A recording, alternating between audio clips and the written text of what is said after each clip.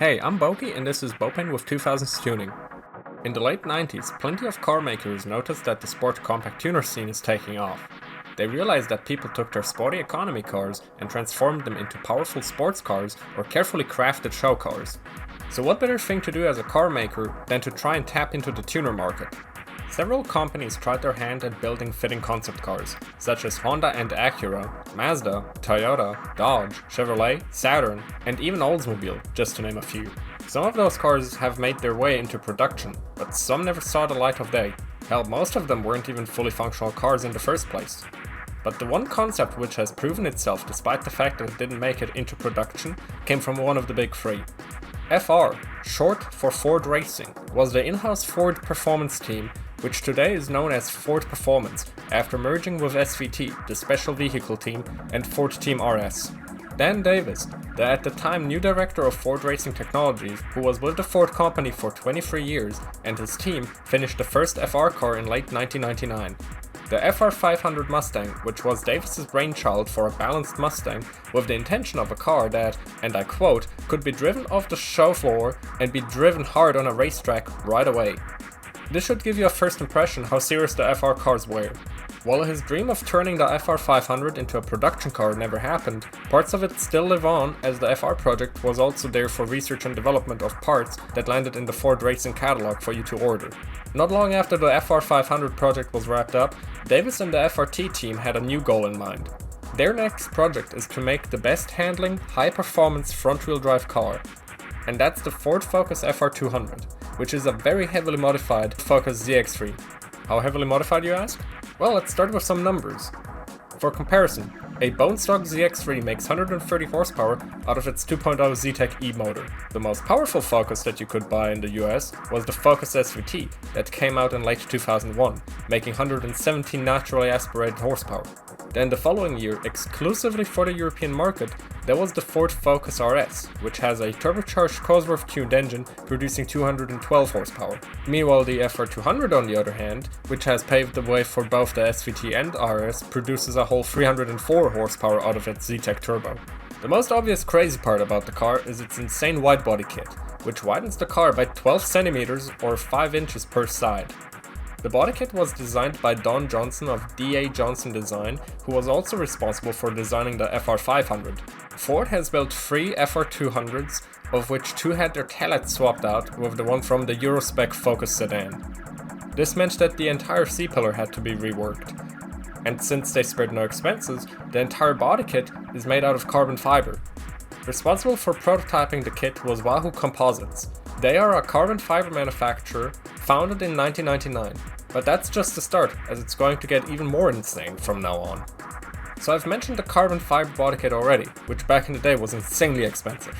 But the weight saving doesn't stop there. The red car, which was the main show car, had a full sound system. It sounds counterintuitive at first, but hear me out. The system consists of a JBL Traffic Pro head unit, 2 amps, 4 5x7 door speakers, 2 A-pillar mounted tweeters, 2 6-inch subwoofers in the rear doors, and a center channel. You'd expect this to weigh a lot, right? Everything I just listed in total weighs only a mere 8 to 9 kilos or 18 pounds. Right, let's continue with the engine. In 1999, Ford teamed up with McLaren Performance Technologies to tune up the 2.0 ZTEC into a high-performance racing motor. This is the same McLaren that was responsible for building the M81 Fox body or the Pontiac Grand Prix Turbo. But they're also the same McLaren that built and rebuilt their Can-Am engines before Bruce McLaren's death, after which the company became independent. Anyway, here are some of the modifications done to the engine. The ZTEC stock block, crankshaft, and rods remain in place. Inside the block are forged aluminum pistons. The compression was lowered from 9.5 to 1 down to 8.0 to 1 for the engine to handle the 1.2 bars or 18 psi of boost. The turbo system consists of an IHI turbo and Sperco intercooler that's been mounted on top of the engine. The head was optimized for maximum flow, and an aluminum cast intake manifold was developed, which has a modified 70mm throttle body from a 4.6-liter V8 that can be found in the SN95 Mustang. The cylinder head, which alongside the intake manifold landed in the Ford Racing catalog, has straighter intake ports and was developed with compatibility in mind. That means that you can run a stock intake on the Ford Racing head. Other modifications are a Mustang Cobra mass air meter, a tuned EEC VECU, and bigger fuel injectors. Putting the power down is a reinforced Eurospec MTX 75 gearbox, which is just a normal Focus gearbox that had its gears strengthened. The gear ratios remain stock. The Focus was also equipped with a center force clutch and a Torsen T2 limited slip differential, which later became available through Ford Racing as well. And let's not forget about the car's suspension, which has nothing in common with a regular Ford Focus. The FR200 has got a prototype double wishbone suspension featuring an extended lower control arm, a custom-built upper control arm, modified Mercury Cougar hubs, a steering rack from a European Ford Focus, front and rear brakes from a 99 SVT Mustang Cobra, and the list goes on. Lastly, the wheels, which either were the set of unique Ford Racing wheels seen here, or alternatively a set of BBS meshes that both measure in 18x8. They are wrapped in either BF Goodrich G-Force KDs in 225/40/18, Michelin Pilot Sports in 235/35/18, or Goodyear Eagle F1 GS Fioranos in 245/35/18. The cost of each car is an estimated $225,000, which adjusted for inflation in today's money would be around $420,000. Now that you learned what the car is capable of in theory, how about some actual experiences of how it drives? The car was tested by several car magazines, such as Sport Compact Car and Max Power magazine. The most important test was featured in Motor Trend magazine's April 2001 issue, which compared the Focus FR200 to a brand new 2001 C5 Z06 Corvette that was provided by Ford. You'd expect Ford to have tampered with the Corvette to make the Focus appear like the better car out of the two here. However, it's quite the opposite actually. According to Motor Trend's test driver and rider Chris Walton, this was the best C5 that they've driven to date. The track all of this took place at, including the tests from other magazines, was at Big Willow of the Willow Springs International Motorsports Park, a 4 km or 2.5 mile long track with high-speed straights and fast corners that favors fast and powerful cars over agile sport compacts.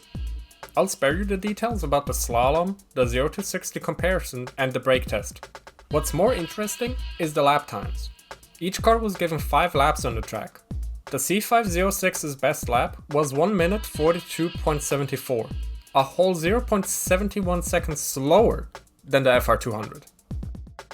Additionally, 5.0 Mustang and Super Fords magazine, who have tested the FR200 as well, claimed that they believe that the Focus could be on par with the FR500 Mustang. Now onto my favorite part, discussing the current whereabouts of each of the FR200s. Let's start off with the car that has the least information available, the yellow FR200. It was tested by Max Power magazine and 5.0 Mustang and Super Fords in the early 2000s. After testing was wrapped up, the car got some changes. The wheels were changed out with Roja Formula 5s and the car received a custom paint job. Details about the car's whereabouts after basically don't exist, so I'm not sure what exactly happened to the yellow car. Some sources claim that the car was scrapped after it had problems during or after testing, whilst other sources claim that the car has crashed. After cross-referencing various sources, I'd say that the car is definitely not around in one piece anymore. Allegedly, the car has been parted out with its parts being scattered around Virginia, Michigan, and Pennsylvania. I haven't seen photos of any of the parts, so I can't guarantee that this information is reliable. But it's the only Focus that seemingly vanished. I also noticed that there are no photos of this car from past 2003. The silver and red car on the other hand are still around to this day, with both cars always having been close to each other for the most part. Starting off with the silver Focus. The silver car was presented at SEMA Motor Show in November 2000.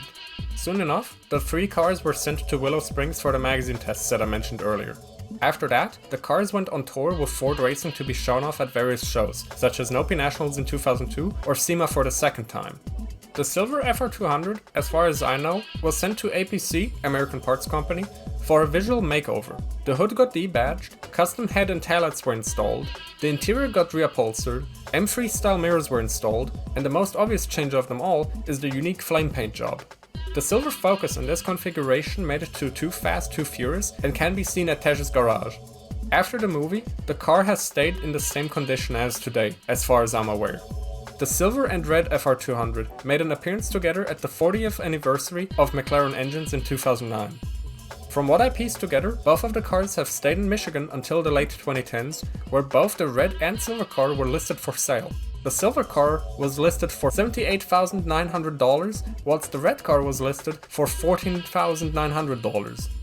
Both of the cars have sold, with the silver one ending up in Missouri, where it was for sale for $24,895. It is unknown to me where the silver car is at today. As for the red car specifically, it was the only car to keep the original Focus taillights, and because of that also had a different rear wing compared to the other cars. It was also the only car to feature a roll cage. The other FR200s were only equipped with a harness bar. As mentioned earlier, the car was toured around shows and was together with the silver car until 2017. The car went into the hands of a private owner in Michigan who sold the car around 2018 or 2019. It sold for $18,225 and hasn't been seen since. Since the FR200 project was meant to showcase what can be done to a Focus, I'm sure you might ask yourself the following question. How much of a FR200 can you actually build? Unfortunately, not a whole lot. While there were parts planned, such as a non-intercooled turbo kit that was never released, you can at least still get the same torsion differential, the intake manifold I mentioned earlier, which is derived from the one found in the FR200, and a similar, if not the same centerline clutch kit. Either way, according to the 2006 Ford racing catalog I found online, link in the description, you were able to get a lot of really interesting parts for the first generation Focus in general. So if you are an enthusiast of this platform, you should check it out for yourself. Overall, if you plan on building your own FR200, get ready to do a lot of custom fabrication work. Oh, also, before I forget, I'm sure one of you is curious what the FR200 sounds like, and thankfully there is a clip of it revving. I want to thank Jonah Walker, who I met in one of the Ford Focus groups that I joined, for allowing me to use his clip.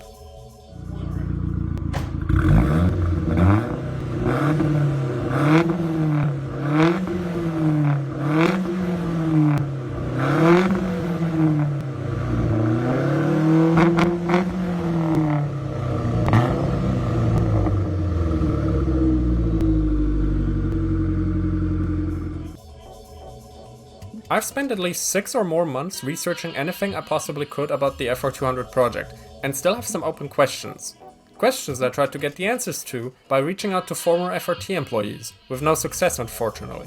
I won't list all of the questions, but here are some of the uncertainties that I discovered whilst researching the cars that I want to share with you. According to a for sale listing of the red FR200 in 2017, it is claimed that the car was used as a pace car for a 2000's series racing league. Since that description is incredibly vague, and the time span can be a whole 2 decades, I don't even know where to start to look for information in the first place. So if anyone knows anything about the car being used as a pace car, and maybe even has a photo of it, just please let me know. The other uncertainty is related to the silver FR200 and APC. I asked for help in various Facebook groups, including mine, and even on YouTube for a certain issue of Hot Compact and Imports magazine, which featured the silver car after it got customized by APC. I wanted to find out who owned the car at the time, because my theory is that the car was given to APC temporarily, with Ford owning the car until the late 2000s, where it was sold eventually to a private individual. Before I end the video though, I want to thank Jonah Walker again for allowing us to hear the car, and also for providing some of the photos that I used in the video. But also a big thank you to my friend Varone, who helped me with buying some of the magazines and scanning those for me. The scans can be looked at in full resolution on Patreon. If you want to support my efforts so that I can buy more magazines, please go ahead and throw some money at me. Thanks and stay tuned.